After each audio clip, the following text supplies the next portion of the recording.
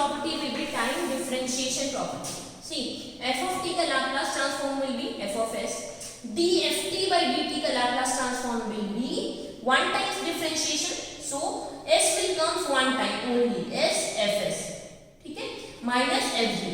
Next d square ft dt square.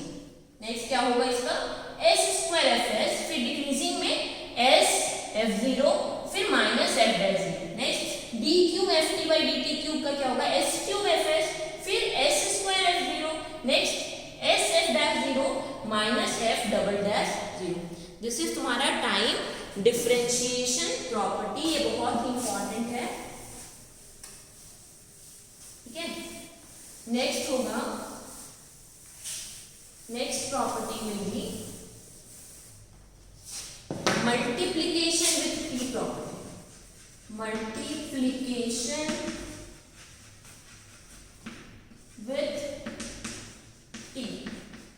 ठीक है, ये प्रॉपर्टी होगा. अब हम क्या कर रहे हैं, t से मल्टीप्लाई कर रहे हैं, या इसी को बोलते हैं फ्रीक्वेंसी डोमेन डिफरेंशिएशन.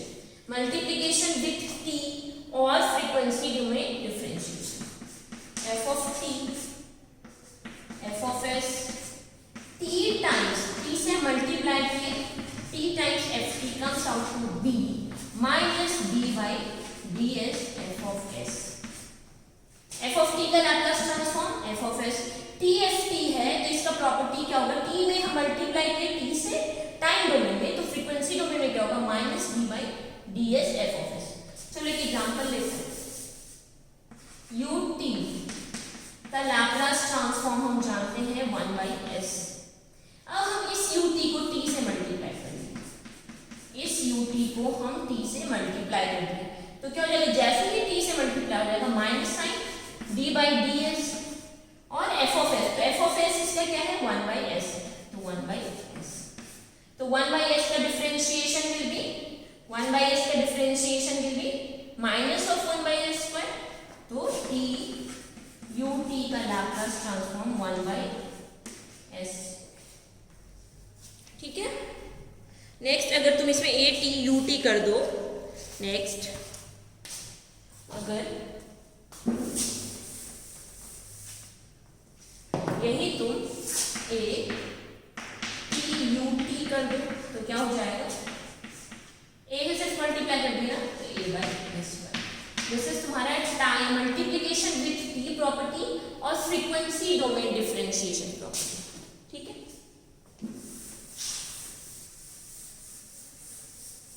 नेक्स्ट देखो इसी प्रॉपर्टी का थोड़ा एडवांस वर्जन देखते हैं.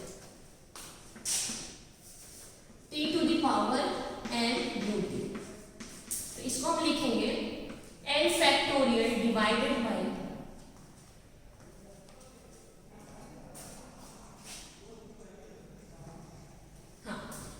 t to the power n t, t to the power n ut का लाप्लास ट्रांसफॉर्म क्या होगा n factorial s n plus 1. This is the तुम्हारा फॉर्मूला. चलो इसका एक एग्जांपल देख लेते हैं कैसे.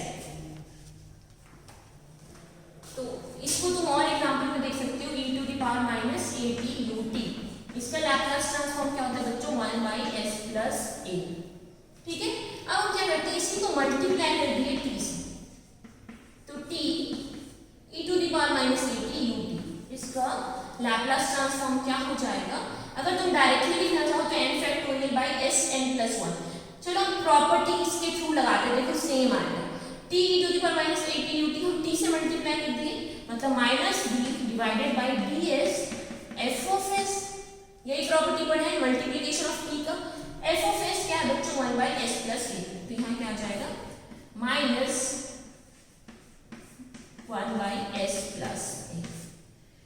तो 1 by s प्लस a का डिफरेंशिएशन कितना आता है 1 by s प्लस a का minus 1 by s plus a का होल स्क्वायर, तो माइनस माइनस प्लस, तो 1 by s प्लस a का.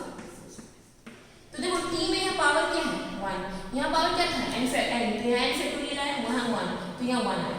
यहाँ पे क्या था tn, तो यहाँ क्या है s n प्लस 1, यहाँ t1, तो यहाँ पे s n प्लस 1 यानी 1 प्लस 1 2.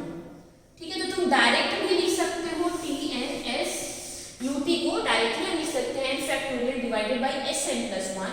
एक तो ये वे हो गया. दूसरा अगर प्रॉपर्टीज के थ्रू जाए कि मल्टीप्लीकेशन ऑफ टी प्रॉपर्टी क्या बोलता है, t into u t will be equal to minus of d d by f d s, ठीक है, मतलब डिफरेंशिएशन इन फ्रीक्वेंसी, ठीक है। तो ये हो गया तुम्हारा differentiation in frequency.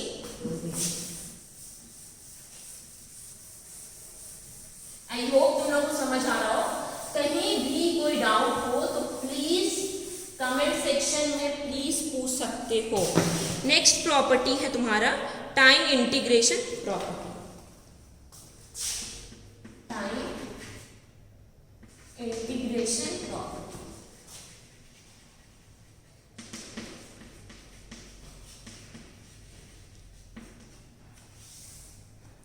f of t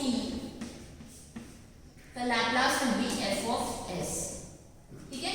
तो यहाँ पे हम टाइम इंटीग्रेशन प्रॉपर्टी पढ़ रहे हैं, तो f of t dt will be equal to 1 by s f of s, okay। Limit will be equal to from 0 to, बस टाइम इंटीग्रेट किए 0 से t f t dt से, तो 1 by s f of s, बस ये हो गया तुम्हारा time integration property. Last property हम देखेंगे जो हमारे इसमें यूज होगा कंट्रोल सिस्टम में, दैट विल बी तुम्हारा एक होगा तुम्हारा कितना नंबर प्रॉपर्टी हो गया बच्चों, 9 या 10 नंबर आई थिंक हो रहा होगा, ठीक है। तो पहला प्रॉपर्टी है तुम्हारा मतलब last second last property will be initial value theorem.